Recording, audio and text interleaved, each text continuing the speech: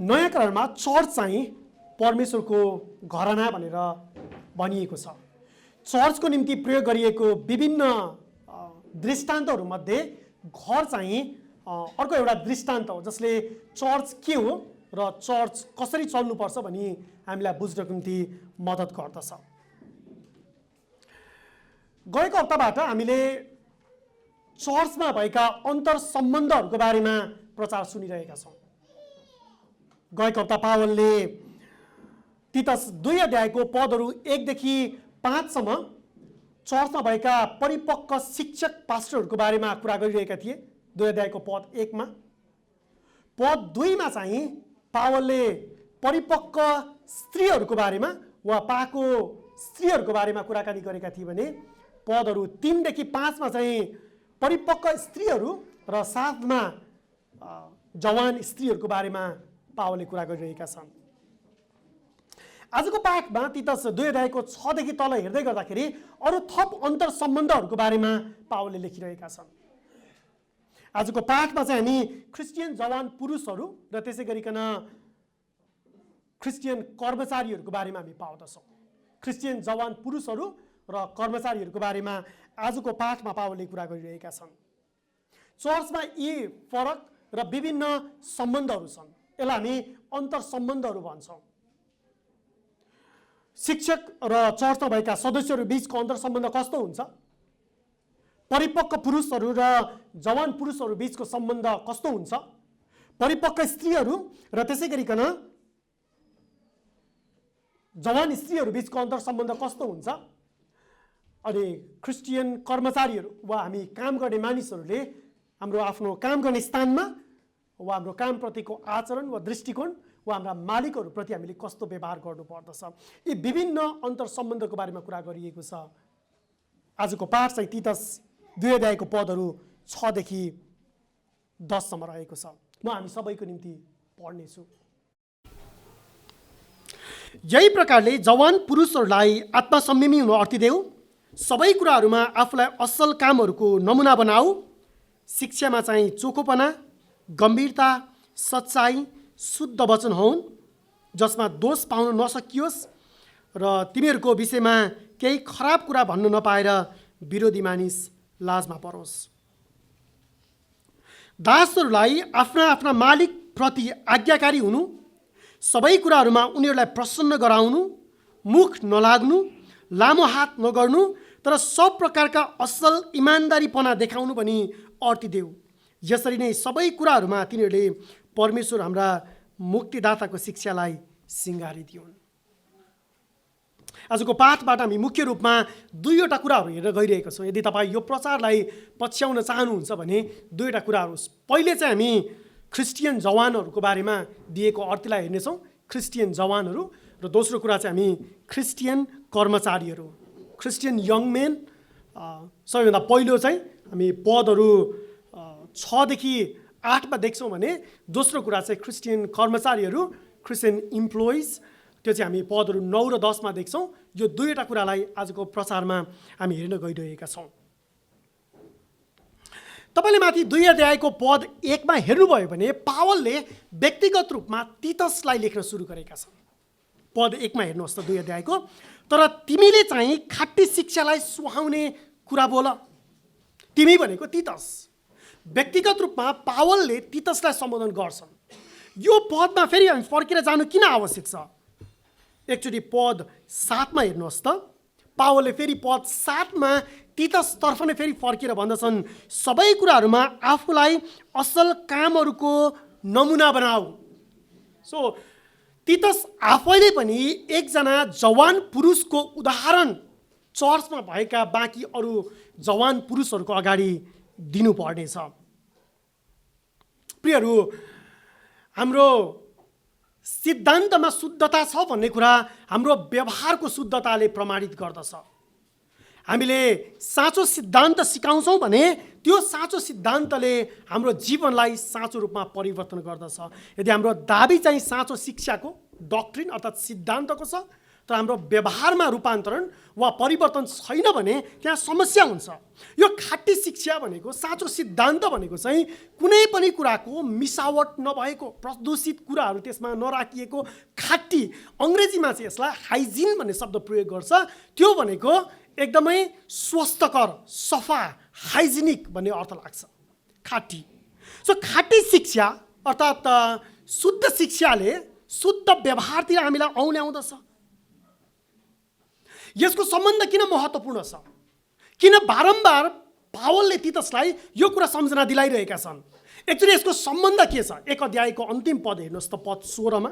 1 अध्यायको पद 16 मा झुटा शिक्षकहरू वा क्रेटमा भएका झुटा मानिसहरूलाई उनले यसरी इङ्कित गरिरहेका छन्। पद 16 मा, 1 अध्यायको पद 16, हामी परमेश्वरलाई चिन्छौँ भने तिनीहरू दाबी गर्छन्, तर कामहरूद्वारा चाहिँ तिनीहरूले उहाँलाई इन्कार गर्छन्, किनकि तिनीहरू घिनलाग्दा, अनाज्ञाकारी र हरेक असल कामका लागि निकम्मा छन्। त्यसै कारणले गर्दाखेरि पावलले तीतसलाई भन्दछन् 2 अध्यायको पद 1 मा, तर तिमीले चाहिँ खाटी शिक्षा।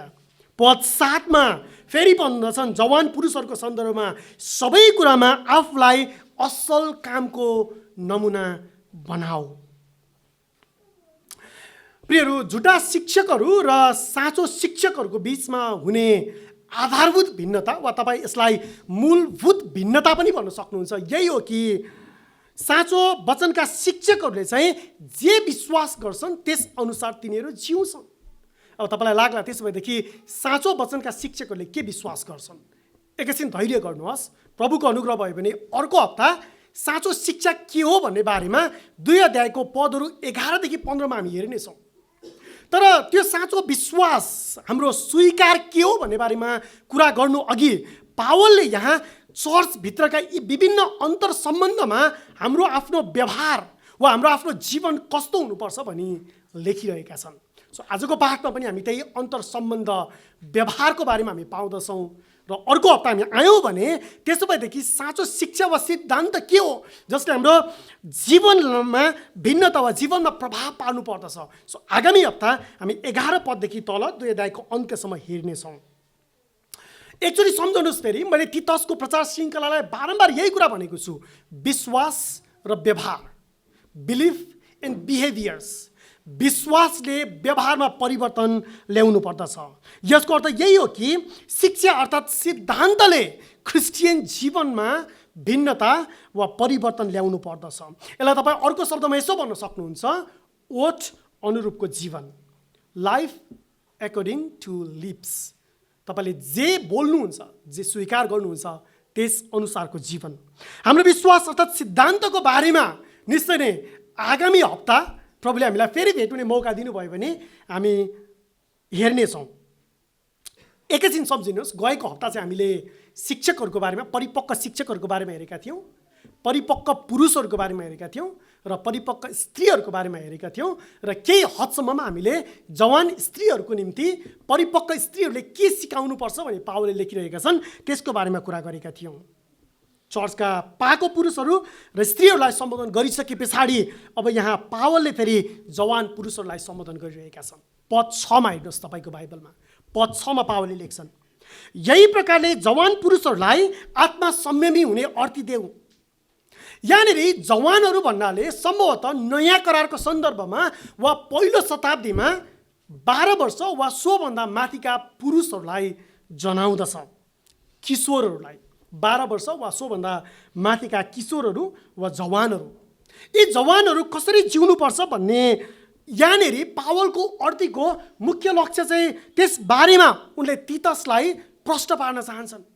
साखलाग्दो कुरा चाहिँ एउटै मात्र शब्द उनले यहाँनिर प्रयोग गरेका छन्, आत्मा संयमी हुने अर्ती देऊ। त्यस बाहेक चाहिँ आत्मा संयमी कसरी हुने त्यो चाहिँ फेरि पावलले तीतसलाई भन्दछन् पद 7 मा, त्यसको नमुना तिमी आफै बना, त्यसको नमुना तिमी आफै बना। पदहरू 7 र 8 मा जवानहरूको निम्ति तीतस आफैले कस्तो प्रकारको उदाहरण सेट गर्नुपर्छ, कस्तो प्रकारको नमुना प्रस्तुत गर्नुपर्छ त्यसबारेमा उल्लेख गर्दछन्। उमेरमा पाको र परिपक्व पुरुषहरूले चर्चमा जवानहरूलाई वा किशोरहरूलाई, यस सन्दर्भमा किशोरहरूलाई, पुरुष जवानहरूलाई कस्तो उदाहरण देखाउनुपर्छ भने यहाँ सम्बोधन गरिएको छ। केही क्षणपछि हामी त्यस बारेमा निश्चय नै आउनेछौँ। उमेरमा जवानहरू स्वाभाविक रूपमा उनीहरू जोसिला हुन्छन्। किशोरहरूमा जोस हुन्छ, ऊर्जा हुन्छ, उनीहरूमा सृजनशीलता हुन्छ, नयाँ कुराहरू सिक्ने चाख हुन्छ र उनीहरू नयाँ कुराहरू सिक्न पनि सक्छन्। उनीहरूमा नयाँपन हुन्छ, शरीरमा बल हुन्छ, तागत हुन्छ। जवानहरूमा हुने केही गुणहरू वा आचरणहरू भयो। तर जवानहरूमा एक प्रकारको आक्रोश हुन्छ। जोस त हुन्छ तर होसको अभाव वा कमी हुन सक्छ। जोस भए पनि उनीहरूमा होस आउन जरुरी हुन्छ। उनीहरूमा अनुभवको कमी हुन सक्छ। गल्तीहरू गरेर जसरी पाको मानिसहरूले धेरै कुराहरू सिकेका हुन्छन्, हो त्यो गल्तीहरू उनीहरूको जीवनमा सजिलैसँग उनीहरूले दोहोऱ्याउने सम्भावना हुन्छ।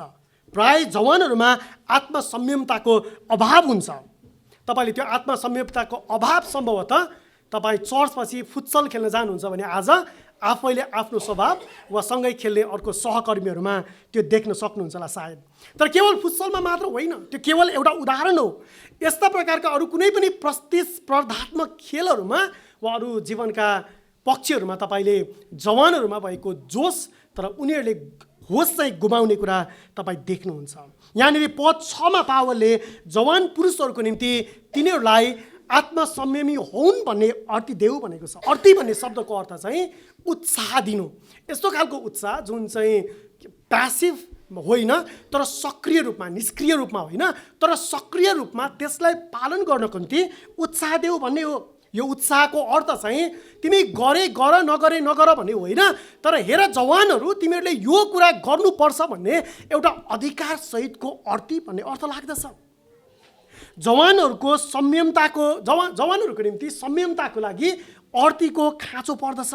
उमेरमा जवान क्रिस्चियनहरू, हामी जो जवान क्रिस्चियनहरू छौँ, उमेरमा हाम्रो इच्छा, हाम्रा आकाङ्क्षाहरू, हाम्रा महत्त्वाकाङ्क्षाहरू, हाम्रो जोस, हाम्रो सोच विचार, हाम्रो जीवनका अभिलाषाहरूमा हामी आत्मसंयमी हुन आवश्यक पर्दछ। पावलहरूले निश्चय नै जवानहरूको निम्ति उनीहरूको रिसलाई, जवानहरूको निम्ति उनीहरूको आवेगलाई, उनीहरूको बोली वचनलाई संयमतामा राख्नको निम्ति अर्ती देऊ भनेर यहाँ कुरा गरिरहेका छन्। प्रिय जवानहरू, हामीले हाम्रो आफ्नो शरीरका इच्छाहरू, हाम्रा मनका भावना र आकाङ्क्षाहरूलाई, हाम्रो महत्त्वाकाङ्क्षा र त्यसै गरिकन हाम्रो शरीरको लोभहरूलाई नियन्त्रणमा राख्नुपर्छ। जवानहरूले आफ्नो शरीर, यो जुन मासुको शरीर छ त्यसका भोकहरूलाई, त्यसले यो शरीरले जे कुराको चाहना गर्छ वा जे कुरा आफ्नो लागि खान वा आफ्नो शरीरलाई सन्तुष्ट दिनको निम्ति खोजेर हिँड्छ त्यसलाई बाँध्नुपर्छ, त्यसलाई संयमता राख्नुपर्छ, नियन्त्रणमा राख्नुपर्छ। यसमा शरीरका इच्छाहरू वा यौन इच्छाहरू पनि पर्न सक्छ। विवाह अघिका शारीरिक आकाङ्क्षाहरू, अभिलाषाहरू, व्यभिचारजन्य पापहरू, यी कुराहरूलाई जवानहरूले आफ्नो नियन्त्रणमा राख्नुपर्छ। जवानहरूलाई यी सबै क्षेत्रहरूमा, चाहे शारीरिक हुन् वा आत्मिक हुन् वा भावनात्मक हुन्, यी सबै क्षेत्रहरूमा नियन्त्रणको जरुरत पर्दछ। पावलले त्यही कुरालाई यहाँनिर भन्दछन्, आत्मसंयमी हुनको लागि अर्ती देऊ। जवान मानिसहरू हाम्रो जीवनका हरेक क्षेत्रमा हामी सन्तुलित भएर वा नियन्त्रित भएर जिउनुपर्छ। संयमताको खाँचो पर्दछ। हामी जवानहरूमा हुने एउटा कमजोरी चाहिँ हामी सजिलैसँग बहकिन्छौँ वा सजिलैसँग हाम्रो आँखाले देखेको कुरा वा हाम्रो मनले चाहेको कुरातर्फ त्यसलाई पछ्याउने वा भावनामा बग्ने सम्भावना हुन्छ।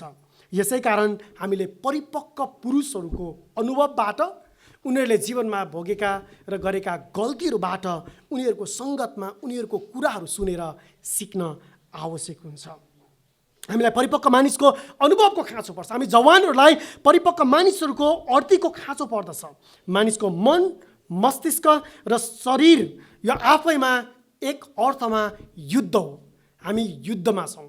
यो केवल जवानहरूको निम्ति मात्र होइन, हामी अरू सबै क्रिस्चियनहरूको निम्ति, केवल पुरुषहरूको निम्ति मात्र होइन तर स्त्रीहरूको निम्ति पनि। हाम्रो शरीर, हाम्रो मस्तिष्क, हाम्रो मन एक अर्थमा युद्ध हो। हामी लडिरहेका छौँ। जसको निम्ति हामीमा निरन्तर अनुशासनको जरुरत पर्दछ, तालिमको जरुरत पर्दछ, आत्मसंयमको जरुरत पर्दछ। यसको निम्ति हर वखत तपाईँ र म तयारी अवस्थामा रहनु पर्दछ। संसार र शैतानको विरुद्धमा लड्नु यो सजिलो कुरा होइन। यसै कारणले त हामीलाई एउटा परिवार चाहिन्छ, एउटा घर चाहिन्छ। हामी सँगै लड्छौँ, एकले अर्कालाई सम्झना दिलाउँदछौँ। हामी ख्रिस्टियनहरू एक जोखिमपूर्ण युद्धमा छौँ, शरीरको युद्ध, आत्माको युद्ध। यो दुवै अर्थमा, चाहे त्यो नैतिक पापहरूको सन्दर्भमा होस् वा हाम्रो आत्मिक जीवनलाई आत्मिक अनुशासन राख्ने सन्दर्भमा। हामीलाई किन एक स्थानीय चर्च चाहिन्छ?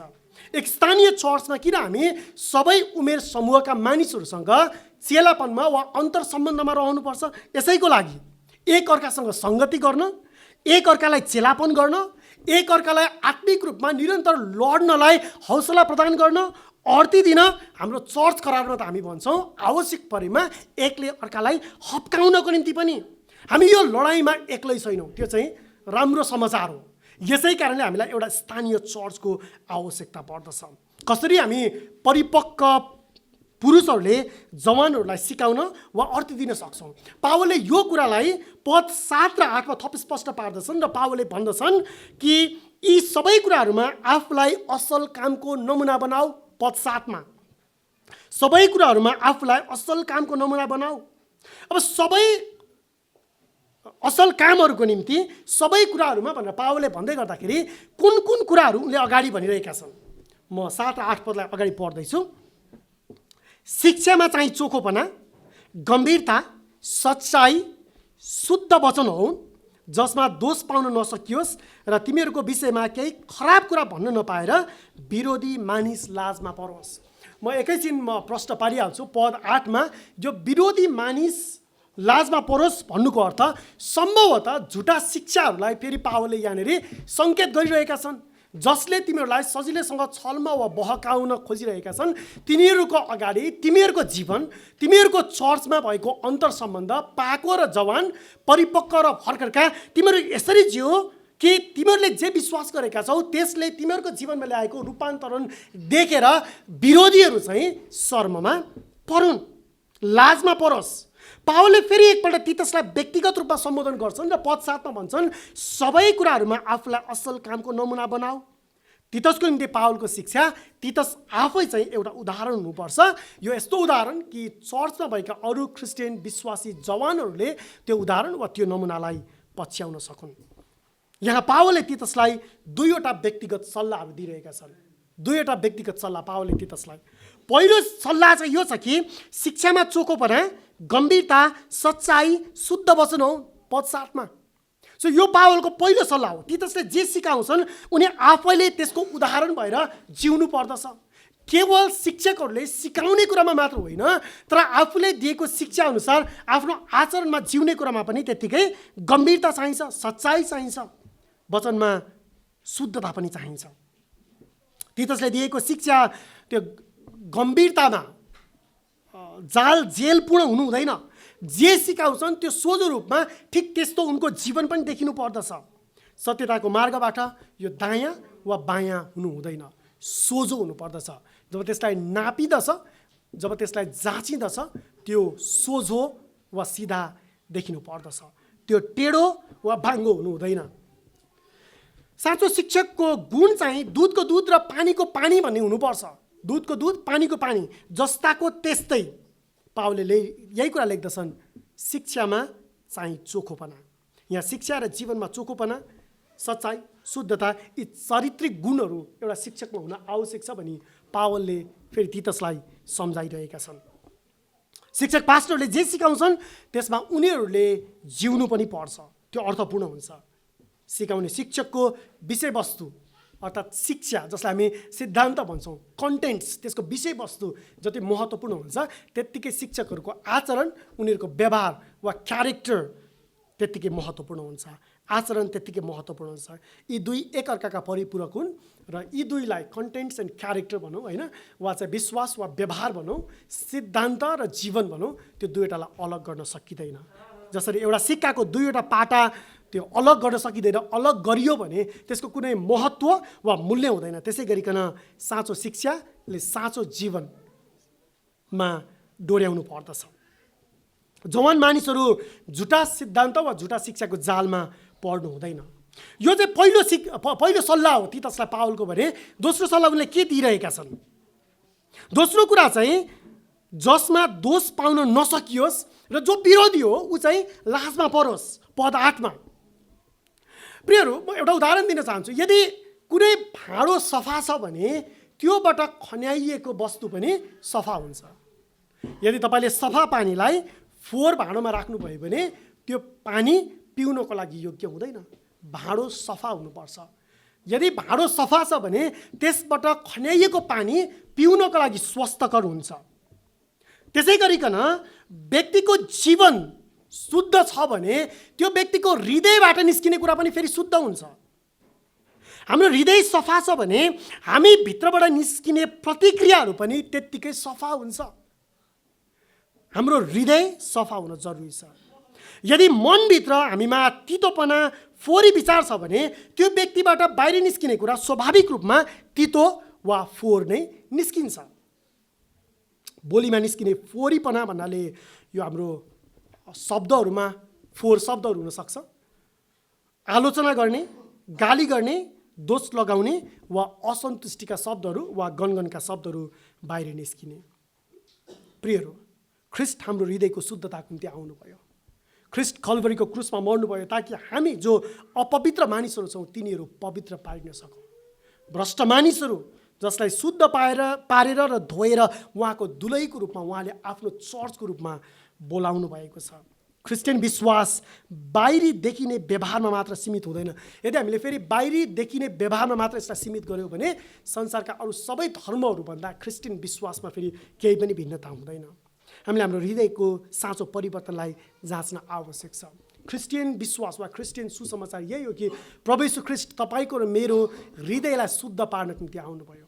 उहाँ कल्भरीको क्रुसमा मर्नुभयो, उहाँ गाडिनु भयो र फेरि उहाँ पुनरुत्थान हुनुभयो ताकि हामी हृदयमा भ्रष्ट भएका मानिसहरू, बरालिएका मानिसहरू, स्वाभाविक रूपमा पापमा मरेका मानिसहरूलाई उहाँले शुद्ध र पवित्र पारिकन उहाँको परिवारमा बोलाउन सक्नुभएको होस्। तपाईँ क्रिस्चियन हुनुहुन्न भने र तपाईँलाई क्रिस्चियन सुसमाचार के हो भनेर जान्न इच्छा लाग्छ भने वा त्यो तपाईँको एउटा जिज्ञासा वा प्रश्न हो भने क्रिस्चियन सुसमाचार यही हो कि प्रभु येशू ख्रीष्ट संसारमा पापी मानिसको हृदयलाई परिवर्तन गर्नको लागि आउनुभयो। क्रिस्चियन सुसमाचार यो होइन कि उहाँले तपाईँलाई सम्पन्न बनाउन चाहनुहुन्छ वा क्रिस्चियन सुसमाचार यो होइन कि तपाईँलाई कुनै कुलत वा बाहिरी आचरणको परिवर्तनमा मात्र उहाँले परिवर्तन गर्न चाहनुहुन्छ। होइन, उहाँ वास्तविक रूपमा हाम्रो हृदयको मूल समस्या जुन जरो हो त्यसलाई ठिक गर्नको लागि आउनुभयो।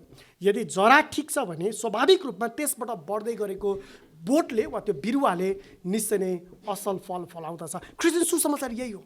प्रभु येशू ख्रीष्ट तपाईँलाई र मलाई साँचो रूपमा परिवर्तन गर्नको निम्ति आउनुभयो। प्रभु येशू ख्रीष्ट उहाँ आफै यस संसारमा आउनुहुँदाखेरि उहाँ एक मानिसको रूपमा आउनुभयो। उहाँ हर तरहले परीक्षित हुनुभयो तर उहाँले पाप गर्नु भएन।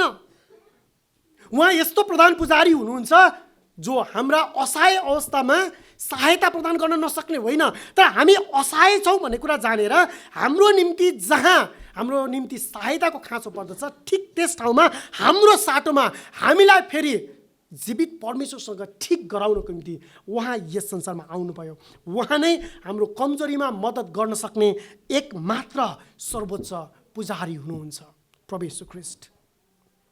पद 8 मा हेर्नुहोस् त।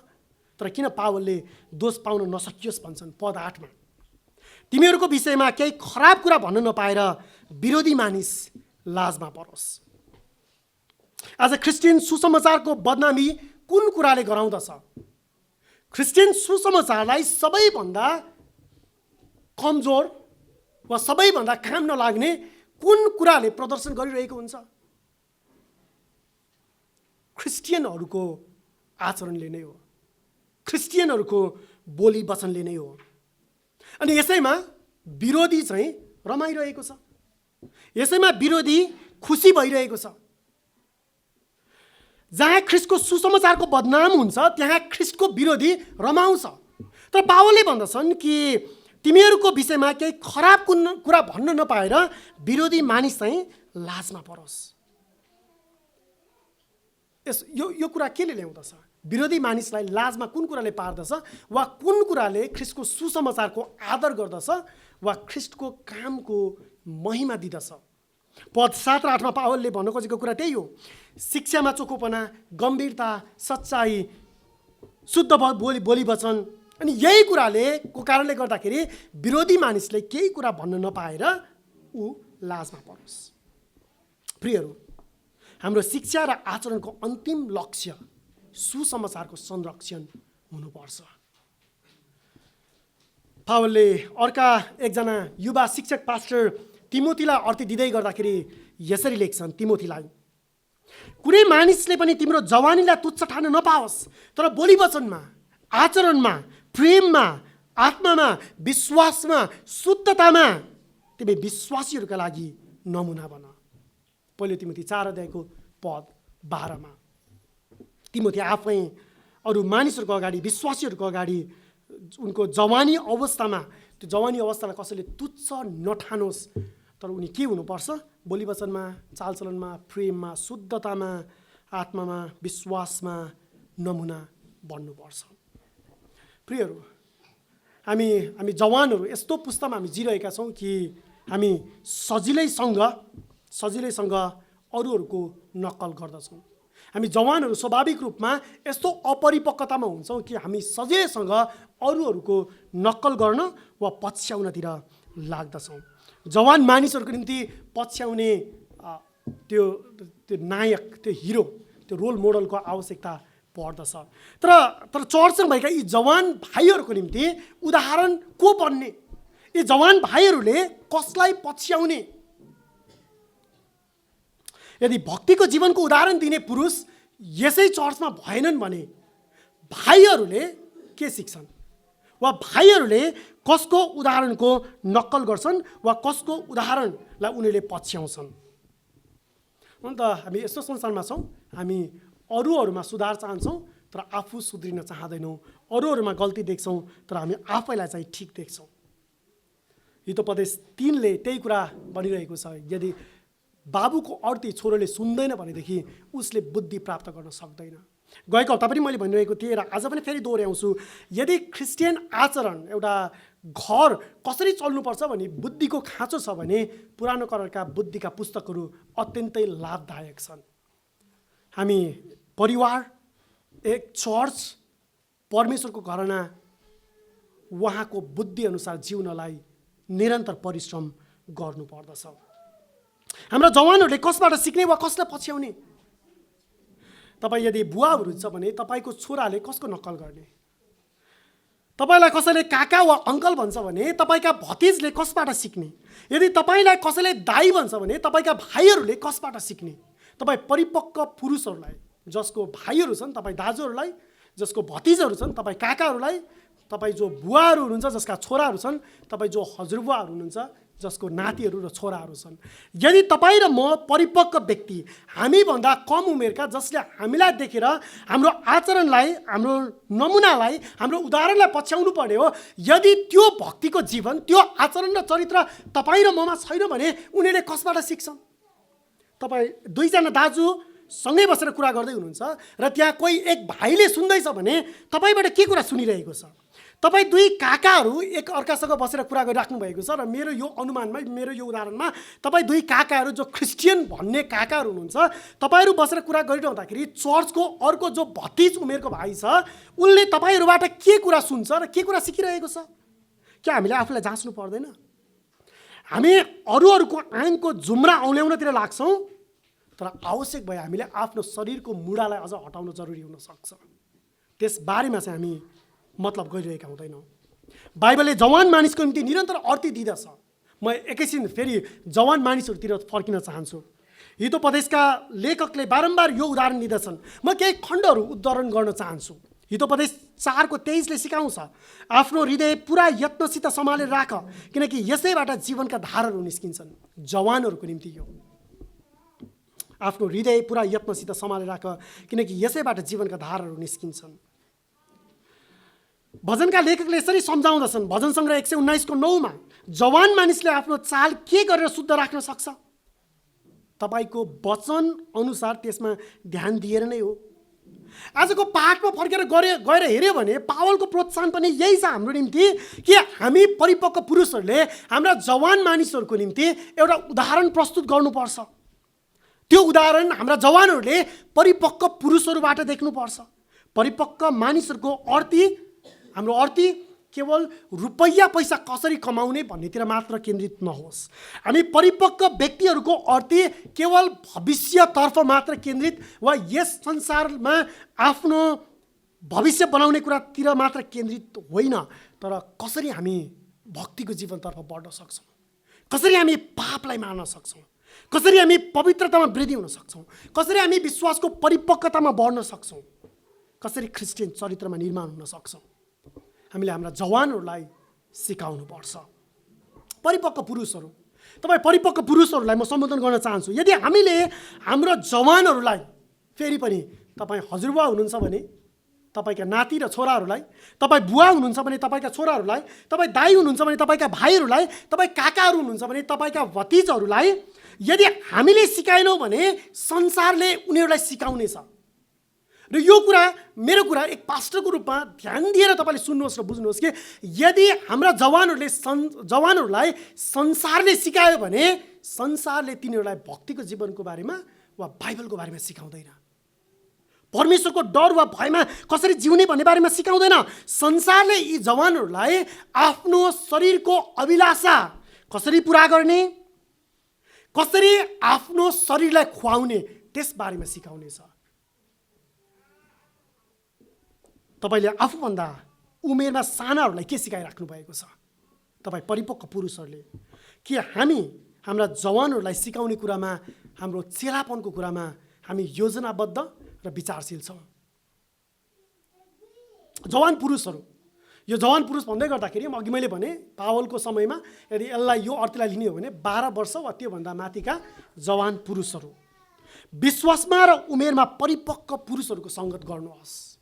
तपाईँ किशोरहरू, विश्वासमा र उमेरमा परिपक्व पुरुषहरूसँगको सङ्गतमा बढ्नुहोस्, उनीहरूबाट सिक्नुहोस्।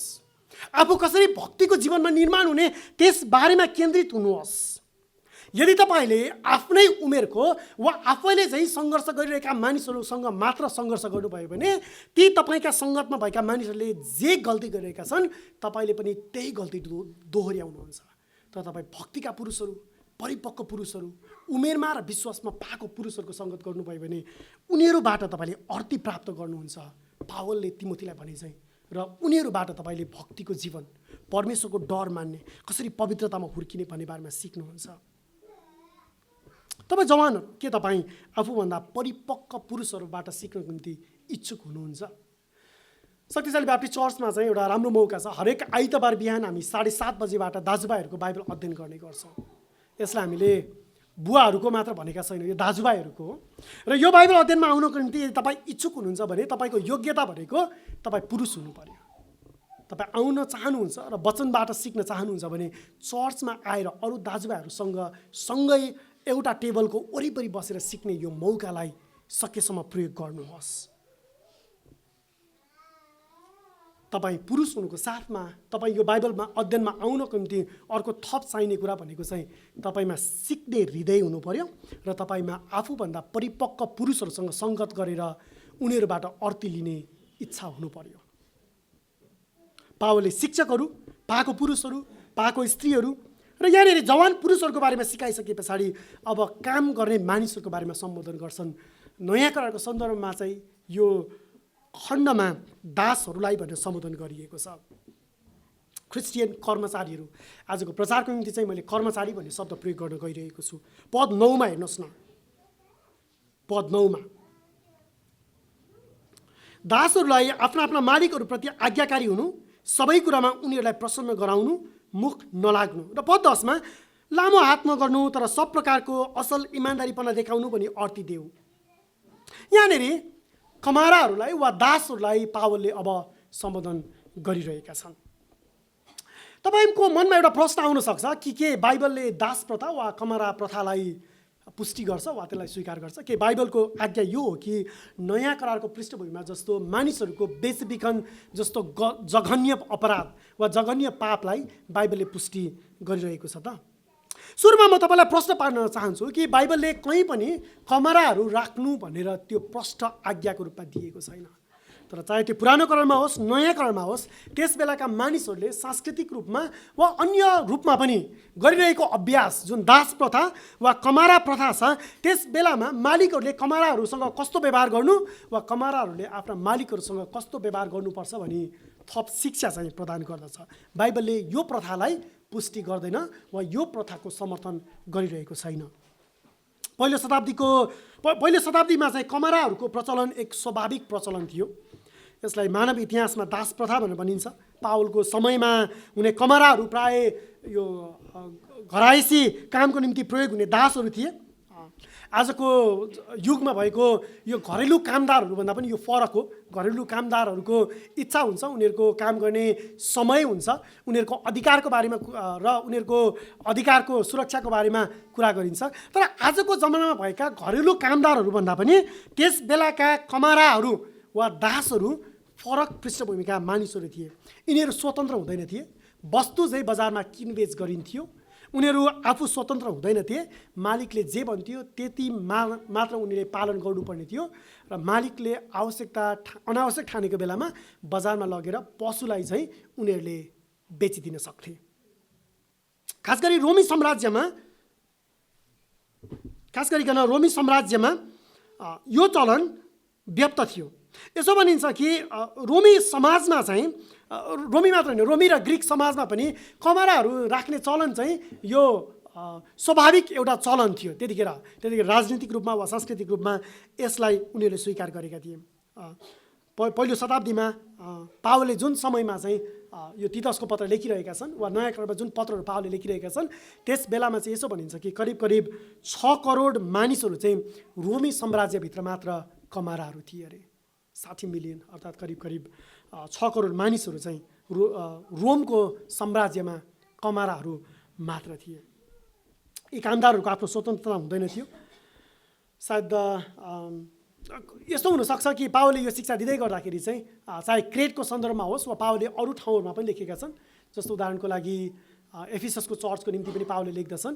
सायद कति कमाराहरू पनि विश्वासको घरानामा वा विश्वासमा आएका हुन सक्छन्। त्यसै कारणले गर्दाखेरि प्रष्ट रूपमा कमराहरूको बारेमा पावलले यहाँनिर सम्बोधन गरिरहेका छन्। तीतसको सन्दर्भमा पास्टर शिक्षक पाएका पुरुषहरू, जवानहरू, पाएको स्त्रीहरू, जवान स्त्रीहरूको बारेमा कुरा गरिसके पछाडि यहाँनिर कमराहरूको बारेमा शिक्षा दिइरहेका छन्। यसलाई अघि पनि मैले भने कि आजको प्रचारको निम्ति चाहिँ म हाम्रो सन्दर्भमा आज हामी कर्मचारीहरूलाई सम्बोधन गर्न चाहन्छु, जो हामी क्रिस्चियनहरू छौँ र हामी काम गर्छौँ वा मालिकको अधीनतामा जिउँछौँ। चाहे हाम्रा मालिकहरू क्रिस्चियन मालिकहरू हुन् वा हाम्रा मालिकहरू गैर क्रिस्चियन मालिकहरू हुन्। यहाँनिर हामी काम गर्ने व्यक्तिहरू हाम्रो निम्ति दिएको शिक्षा चाहिँ हामी मालिकहरूप्रति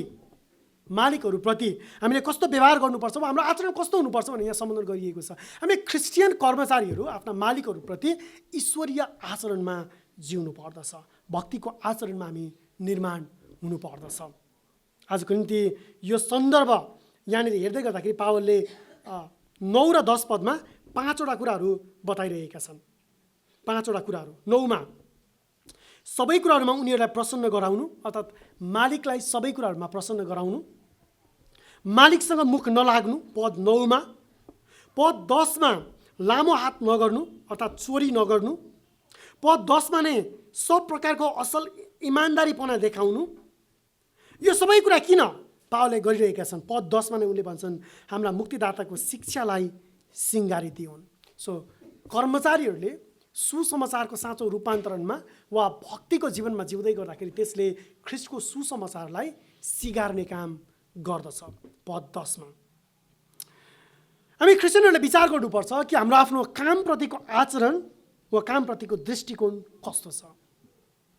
चाहे त्यो म एक पास्टरको रूपमा यस चर्चमा काम गर्ने मानिस हुँ वा हामी चर्चमा भएका अरू थप बाँकी कर्मचारीहरू वा हामी क्रिस्चियनहरू जो क्रिस्चियन मालिककै अधीनमा काम गर्छौँ वा हामी क्रिस्चियनहरू जसका मालिकहरू गैर क्रिस्चियन छन्।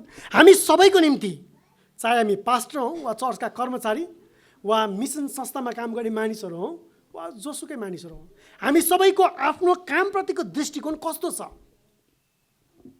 कि हाम्रो कामप्रतिको दृष्टिकोणले हाम्रो मुक्तिको अनुग्रहलाई वा साँचो सुसमाचारको रूपान्तरणलाई प्रष्ट रूपमा देखाउँछ। चाहे हामी मालिकहरू हौँ, हामी यदि मालिक छौँ, हाम्रो अधीनतामा काम गर्ने कोही कर्मचारीहरू वा कामदारहरू छन् भने हामी मालिकहरूले पनि सोच्नुपर्छ। यो दुवैको निम्ति उत्तिकै महत्त्वपूर्ण छ। हामी मालिकहरूको निम्ति हामी आफै मालिक होइनौँ, किनभने हामीभन्दा माथि अर्को कोही मालिक हुनुहुन्छ जसप्रति हामी जिम्मेवार छौँ, जो प्रभु हुनुहुन्छ।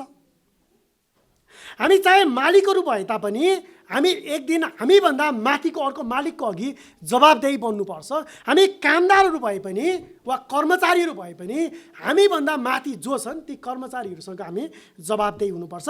हाम्रो कामप्रतिको दृष्टिकोणले हाम्रो मुक्तिको अनुग्रहलाई प्रष्ट रूपमा देखाउनु पर्दछ। पद 11 एकचोटि हेर्नुहोस् त, जुन आजको प्रचारको खण्ड त होइन, तर म तपाईँको ध्यान पद 11 मा लैजान चाहन्छु।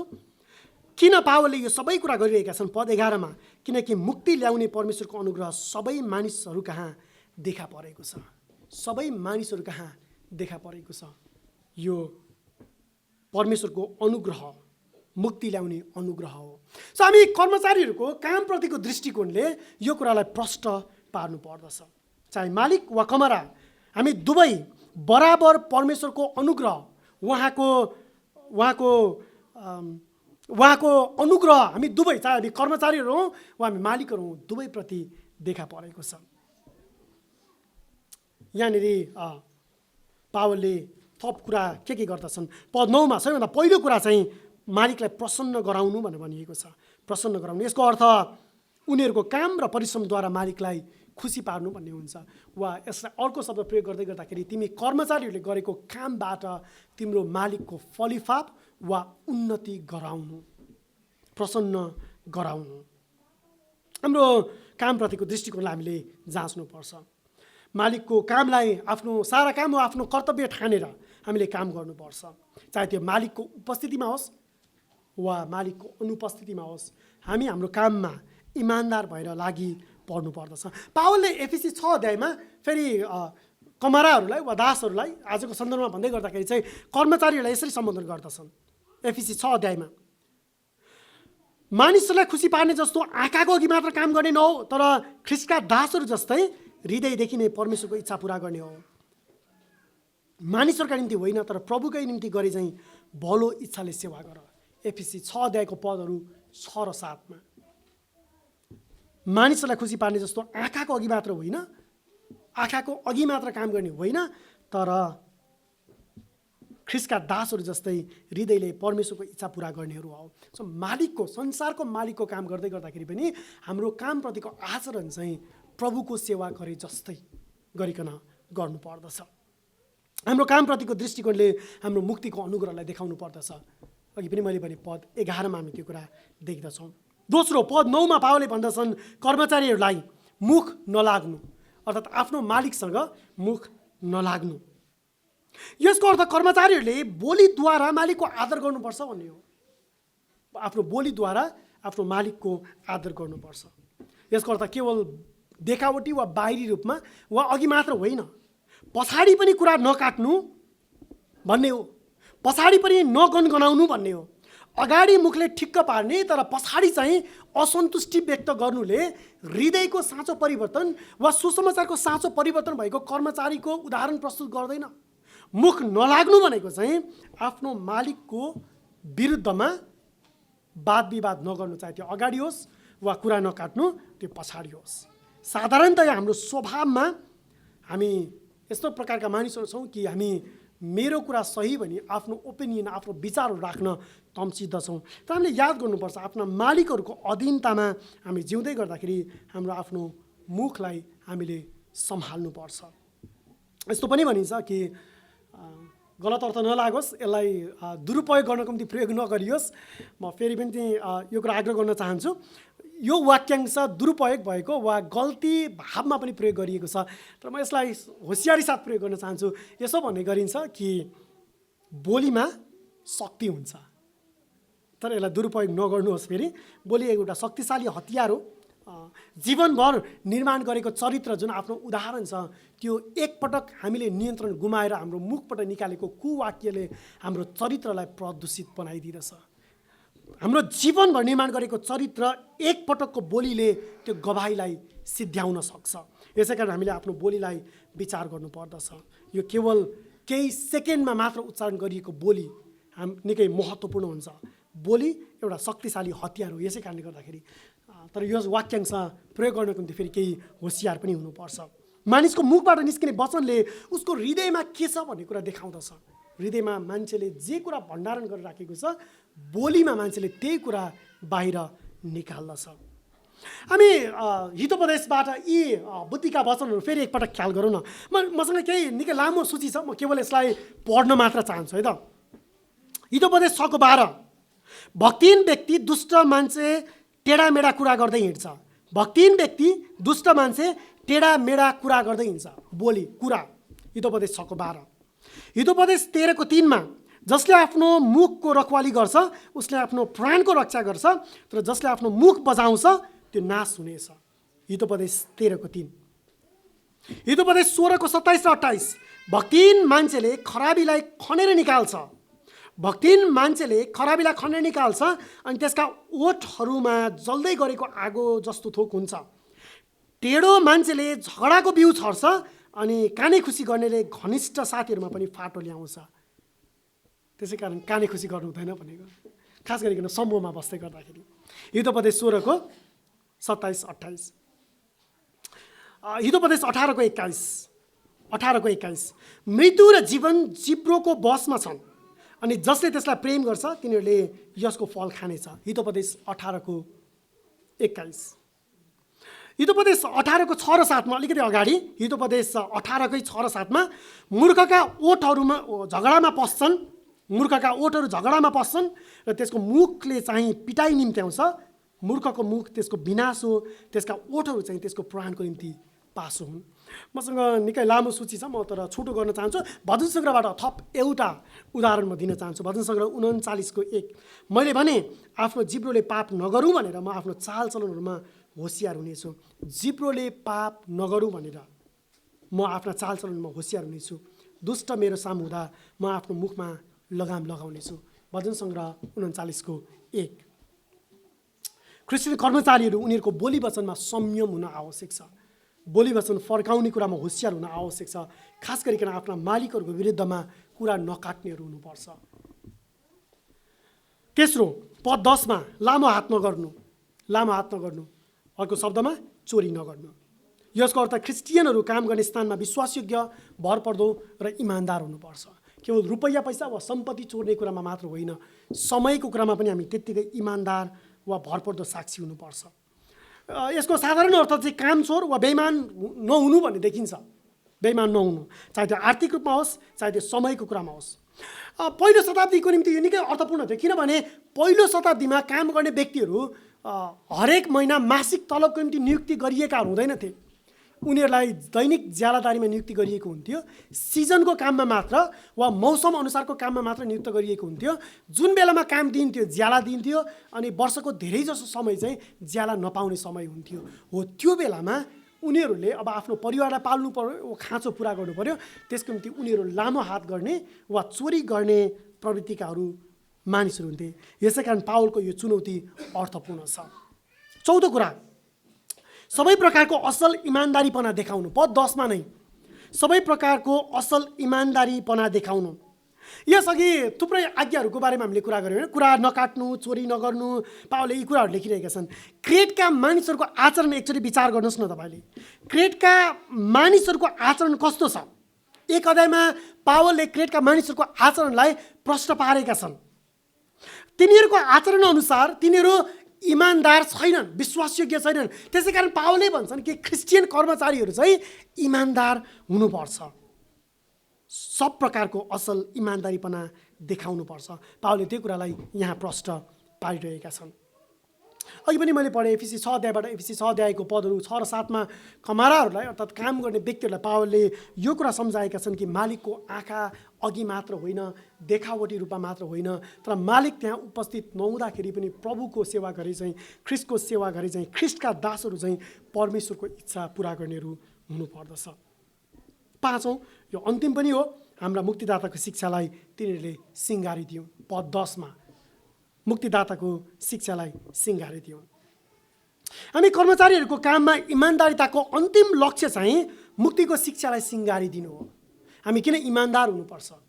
संसारका मानिसहरूभन्दा नैतिक बान देखिनको निम्ति होइन, न त धर्म कमाउनको निम्ति हो, न त हाम्रो मुक्तिलाई जोगाउनको निम्ति हो, तर के को लागि हो? ख्रिस्टको मुक्तिको सुसमाचारलाई, अनुग्रहको सुसमाचारलाई सिँगार्नको लागि। हाम्रो विश्वासयोग्य, इमान्दार, अनुग्रही, हाम्रो बोली वचनको शुद्धता, यी सबैको अन्तिम लक्ष्य चाहिँ त्यसले परमेश्वरको शिक्षाको अनादर नहोस्। अहिलेसम्म पावलले परमेश्वरको शिक्षाको बारेमा के कुरा गरेका छन्? पद 1 मा, 2 अध्यायको पद 1 मा खाटी शिक्षालाई सुहाउने कुरा मात्र बोल। पद 5 मा परमेश्वरको वचनको निन्दा नहोस्।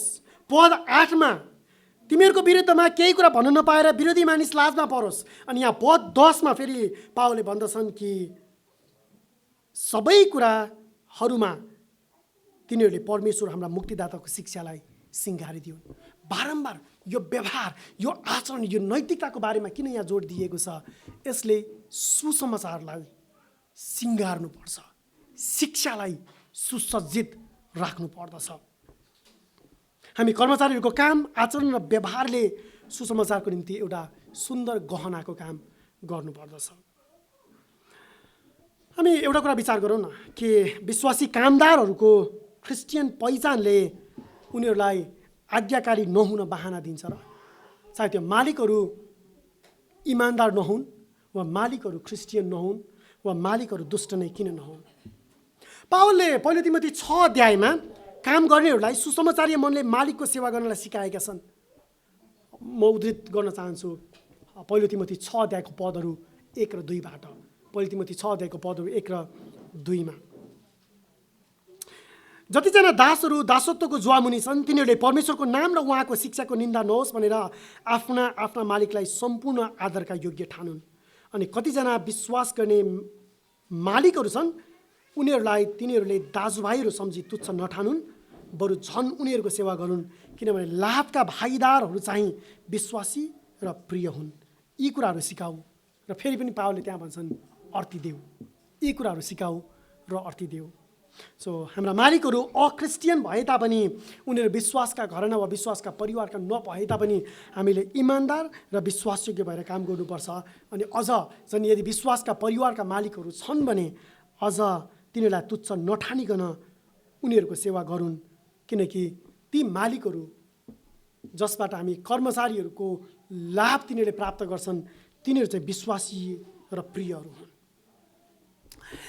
एकजना प्रभुका जन एकजना पास्टरले यसरी भन्नुहुन्छ, क्रिस्चियनको जीवन चाहे उदास वा कामदार भए पनि क्रिस्चियन विश्वासको गहना हुनुपर्छ। एकजना क्रिस्चियनको जीवन ऊ दास वा कामदार भए तापनि क्रिस्चियन विश्वासको गहना हुनुपर्छ। किन उनले यसो भनिरहेका छन्? अगाडि उनले थप्छन्, ख्रिस्टले उहाँको चेलाहरूमा धन वा दानको धर्मरूपी गहना खोज्नुहुन्न।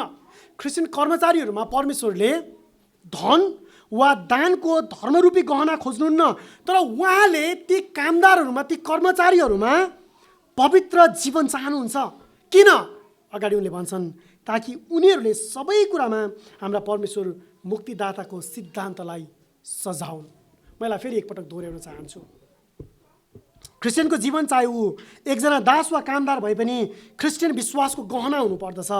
ख्रिस्टले उहाँको चेलाहरूमा धन वा धर्मरूपी गहना खोज्नुहुन्न, तर उनीहरूको पवित्र जीवन चाहनुहुन्छ ताकि उनीहरूले सबै कुरामा हाम्रा परमेश्वर मुक्तिदाताको सिद्धान्तलाई सजाउन्। प्रिय क्रिस्चियन कर्मचारीहरू, हामी कर्मचारीहरू जो हामी मालिकको अधीनतामा काम गर्छौँ, के हाम्रो कामप्रतिको आचरणले सुसमाचारलाई सजाउने काम गरिरहेको छ? कि यसले सुसमाचारको निम्ति एउटा सोकेसको काम वा त्यसलाई प्रदर्शन गर्ने, सजाएर राख्ने काम गर्दछ?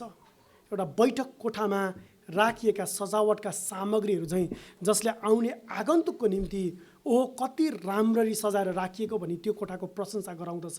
हामी क्रिस्चियन कर्मचारीहरूको आचरण, हाम्रो बोली, हाम्रो इमान्दारिता, हाम्रो विश्वासयोग्यताले संसारका मानिसहरूलाई सुसमाचारको साँचो रूपान्तरणलाई सजाएर त्यो गहना झैँ भूमिका खेल्नु पर्दछ।